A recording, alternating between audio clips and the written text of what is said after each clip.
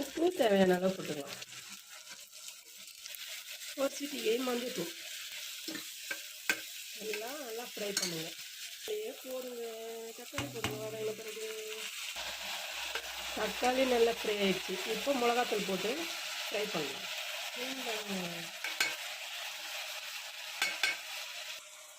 அடுத்தது புளி ஊற வச்சுருக்கோம், அதை கரைச்சி அதில் ஊற்றிடலாம். புளி தண்ணி ஊற்றி நல்லா கிண்டியாச்சு. அடுத்தது மூடி போட்டு மூடி போட்டு மூடியாச்சு. இப்போ 3 விசில் வச்சு இறங்குனா காரக்குழம்பு ரெடி.